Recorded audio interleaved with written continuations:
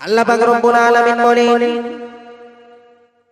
وَقَضَى رَبُّكَ أَلَّا تَعْبُدُوا إِلَّا إِيَّاهُ وَبِالْوَالِدَيْنِ إِحْسَانًا আল্লাহ পাক রব্বুল আলামিন বলেন ও গোলাম আমি আল্লাহ নির্দেশ দিয়েছি শুধুমাত্র ইবাদত আমি আল্লাহ আমাকে করতে হবে।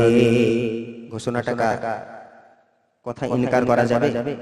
অস্বীকার করা যাবে? আল্লাহর পক্ষ থেকে ঘোষণা ওয়াকাদা রাব্বুকা আল্লা তা'বুদু ইল্লা ইয়্যা। আল্লাহ পাকের পক্ষ থেকে ঘোষণা নির্দেশ বান্দা ইবাদত শুধু আমাকেই করতে হবে। কাকে? আল্লাহকেই ইবাদত বান্দেগী করতে হবে। আল্লাহ ছাড়া অন্য কারোর সামনে মাথা নত করা চলবে না। আল্লাহ পাক রব্বুল আলামিন অপর জায়গায় বলেন فَلْيَعْبُدُوا رَبَّ هَذَا الْبَيْتِ الَّذِي أَطْعَمَهُم مِّن جُوعٍ وَآمَنَهُم مِّنْ خَوْفٍ فَلْيَعْبُدُوا رَبَّ هَذَا الْبَيْتِ আল্লাহ পাক রব্বুল আলামিন বলেন ও গোলাম আমি আল্লাহ জানিয়ে দিলাম আমি আল্লাহ সুন্দরভাবে ঘোষণা করলাম কাবা ঘরের মালিক আল্লাহ শুধুমাত্র তাকেই ইবাদত বান্দেগী করতে হবে।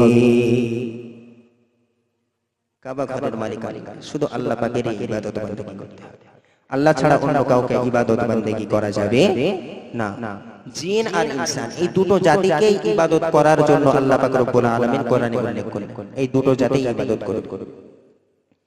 এখন আবার বান্দার প্রশ্ন রব্বুল আলামিন আল্লাহ আমরা যদি ইবাদত বান্দেগী করি উপাসনা আরাধনা করি ওগো মেহেরবান আল্লাহ তাহলে আমাদের লাভটা কি? আল্লাহ পাক আল্লাহ তাআলা আমাদের পাওনাটা কি? আল্লাহ পাক রব্বুল আলামিন সুন্দরভাবে জানিয়ে দিলেন বান্দা তোমরা যদি আমি আল্লাহ আমার ইবাদত বান্দেগী করো আমার উপাসনা আরাধনা করো তাহলে তোমাদের জন্য দুটো অফার আছে। কটা? কি? আল্লাযী আত'আমাহুম মিন জু। আল্লাহ পাক রব্বুল আলামিন বলেন যখন বান্দা ক্ষুধার্ত হবে আমি আল্লাহ আহারের ব্যবস্থা তার জন্য করে দেব, রুজির ব্যবস্থা করে দেব। 2 নম্বর হলো আমানাহুম মিন খাউফ বান্দা যখন বিপদগ্রস্ত হবে যখন বিপদের সম্মুখীন হবে আমি আল্লাহ ওই বান্দাকে বিপদ থেকে আমি আল্লাহ হেফাজত করে নেব। সুবহানাল্লাহ একটু জোরে বলুন সুবহানাল্লাহ।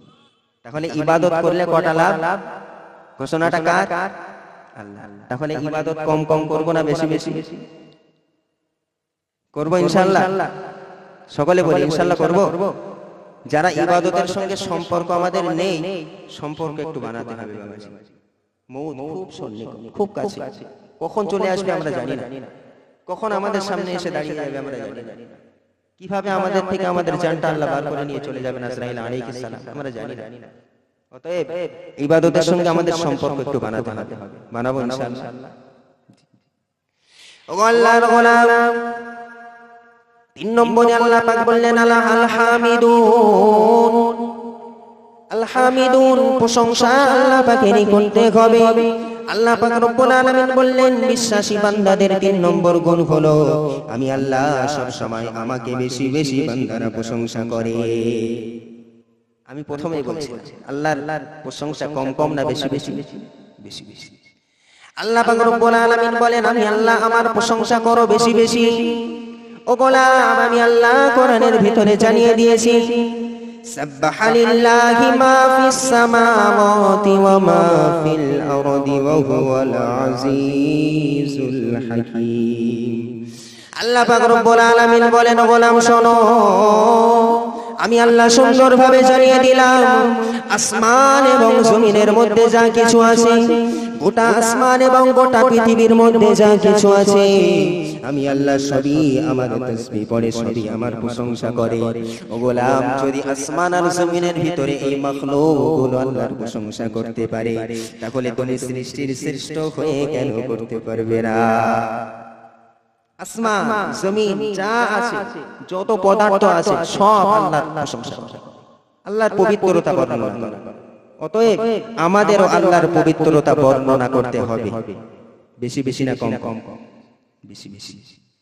আল্লাহ পাক রব্বুল আলামিন অন্য জায়গায় বলেন তুসাব্বিহু লাহুস সামাওয়াতুস সাব'উ ওয়াল আরদু ওয়া মান ফীহিন وإن من شيء إلا يسبح بحمده ولكن لا تفقهون تسبيحهم গোলাম শোনো আমি আল্লাহ জানিয়ে দিলাম আসমানে যা কিছু আছে এবং জমিনে যা কিছু আছে সবগুলো আল্লাহ পাকের ইবাদত আল্লাহ পাকের প্রশংসা করে আল্লাহ পাকের পবিত্রতা বর্ণনা করে আল্লাহ পাক রব্বুল আলামিনের তাসবিহ তারা সব সময় পড়ে এই আয়াত দ্বারা বোঝা যায় এই পাথর মাটি গাছপালা সব আল্লাহর জিকির করে সব আল্লাহর তাসবিহ পড়ে আল্লাহ পাক বললেন লা তাফকাহুনা তাসবিহাহু আল্লাহ পাক রব্বুল আলামিন বলছেন তাদের জবান তাদের ভাষা তোমরা বোঝো না তাদের জবান শোনার মতো কান তোমাদের নেই ওই জবান শোনার জন্য এক শ্রেণীর মানুষ আছে কিন্তু সবাই না আমি আল্লাহ জানি তারা কারা